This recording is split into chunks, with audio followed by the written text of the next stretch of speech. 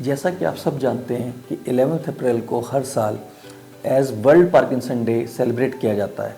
तो आज हम बात करेंगे सबसे कॉमन मूवमेंट डिसऑर्डर की, पार्किंसन डिजीज़ की।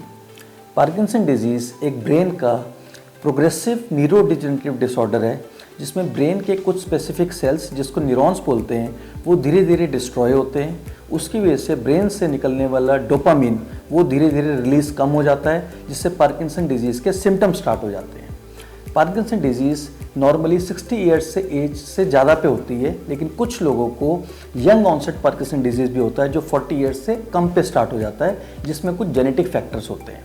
अगर हम सिम्टम्स की बात करें तो पार्किंसन डिजीज़ के सिम्टम स्लोली ऑनसेट होता है, स्लोली प्रोग्रेस करते हैं और नॉर्मली एक साइड बॉडी के स्टार्ट होते हैं। 3 सबसे कॉमन सिम्टम पार्किंसन डिजीज़ के हैं: ट्रेमर्स या कंपन आना, ब्रेडिकाइनेजिया या स्लोनेस, और एक रिजिडिटी या स्टिफनेस आना। तो ट्रेमर्स जो पार्किंसन डिजीज़ के होते हैं वो रेस्ट ट्रेमर्स होते हैं।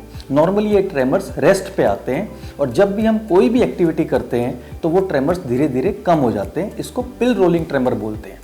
ब्रेडिकाइनेजिया या स्लोनेस आना, धीरे धीरे पार्किंसन डिजीज़ में बॉडी स्लो हो जाती है। जो भी आप डेली रूटीन की एक्टिविटीज़ करते हैं, जैसे बाथ लेना, चलना, खाना खाना, कपड़े पहनना, जो भी हम डेली रूटीन की एक्टिविटीज़ करते हैं वो सब धीरे धीरे उसमें टाइम ज़्यादा लगता है, स्लो हो जाती है।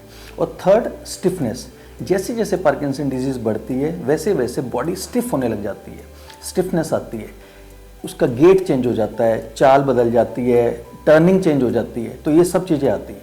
इसके अलावा धीरे धीरे फेशियल एक्सप्रेशन लॉस हो जाता है, गेट में चेंज आ जाता है, स्पीच में चेंज आ जाता है, चलने में आर्म स्विंग खत्म हो जाती है। और जब पार्किंसन डिजीज़ एडवांस हो जाती है तो धीरे धीरे बेड बाउंड हो जाते हैं और हमारा यूरिन या मोशन पे कंट्रोल भी खत्म हो जाता है। ट्रीटमेंट वाइज पार्किंसन डिजीज़ एक ऐसी बीमारी है जो ट्रीटमेंट को बहुत अच्छा रिस्पॉन्ड करती है और नॉर्मली पेशेंट के आराम से 1 या 2 डिकेड्स आराम से निकल जाते हैं, लेकिन कंट्रोल कर देती है। इसका कोई क्योर नहीं है। अगर हम ट्रीटमेंट पार्ट को डिवाइड करें तो पहले आपके लाइफस्टाइल मॉडिफिकेशंस होती हैं, जिसमें आपकी स्पीच थेरेपी, फिजियोथेरेपी, रिहैबिलिटेशन और एरोबिक एक्सरसाइजेज होती हैं। फिर आती है मेडिकल ट्रीटमेंट। मेडिकल ट्रीटमेंट को पार्किंसन डिजीज़ बहुत अच्छा रिस्पॉन्ड करता है। बहुत सारी मेडिकल ट्रीटमेंट है जो इसकी अवेलेबल है आज, जिससे पेशेंट बहुत अच्छे से अपनी नॉर्मल लाइफ चलाते हैं। थर्ड आता है सर्जिकल ट्रीटमेंट, जिसको हम डीप ब्रेन स्टिमुलेशन बोलते हैं।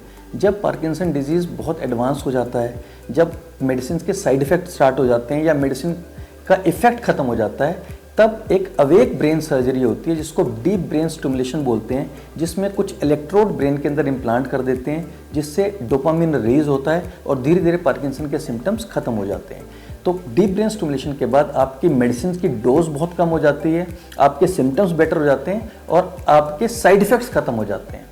तो आज वर्ल्ड पार्किंसन डे पे मेरा सबको मैसेज यही है कि अगर किसी को भी घर में कंपन की प्रॉब्लम है, ट्रेमर्स आते हैं, पार्किंसन टाइप सिम्टम्स आते हैं, तो कोई भी वरी की ज़रूरत नहीं है। आज पार्किंसन डिजीज़ की मेडिकल और सर्जिकल ट्रीटमेंट बहुत अच्छी अवेलेबल है और पेशेंट नॉर्मल हेल्दी लाइफ जी सकता है। Thank you.